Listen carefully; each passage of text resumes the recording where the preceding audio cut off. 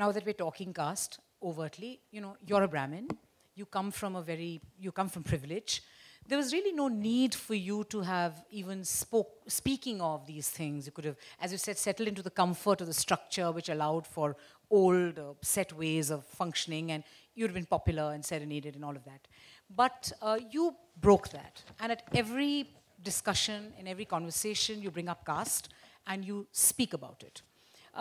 Why is it important for you as a Brahmin to do that?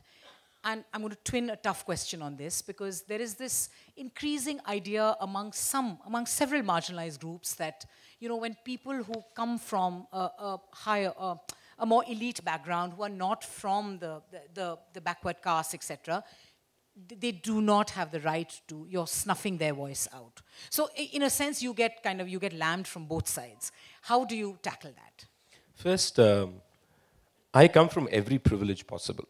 I say that every time I speak about this, because I think it's very important that I say that, not for you, for myself. That I need to hear that again and again. I come from caste privilege, I come from gender privilege, I come from economic privilege, I come from urban privilege, I come from an English-speaking privilege, I come from a certain kind of English-speaking privilege too. And he's also an economist who nearly went to the London School of No, nearly. I never got admitted, but that's a different thing. So, all these privileges I have. Did I grow up in a house where caste was discussed? No. I was as blind to caste as anybody else of the kind of privileges I come from.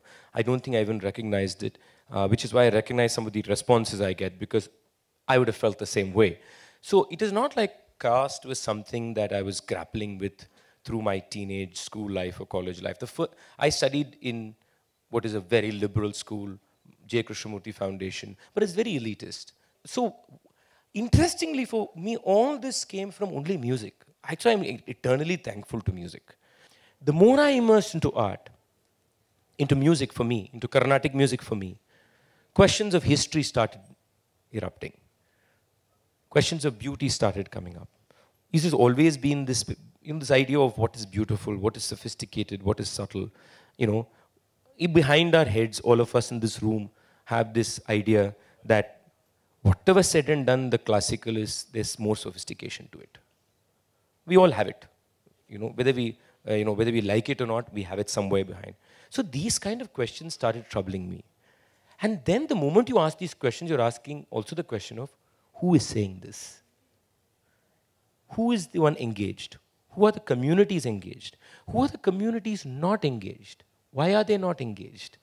What are the circles that are being built? What are the ownership structures? What are the control mechanisms? So a simple question of why Raga Shankarabharanam is like this can lead to the question of saying, who owns Shankarabharanam and why?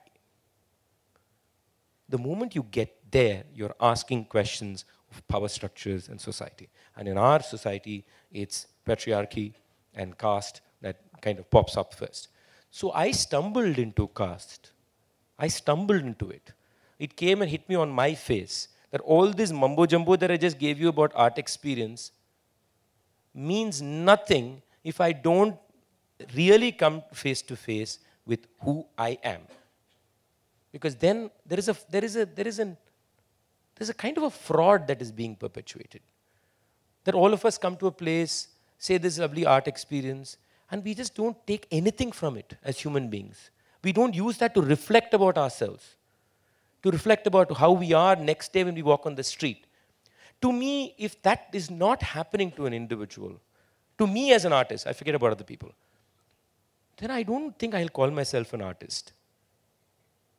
Even if it's a beautiful evening.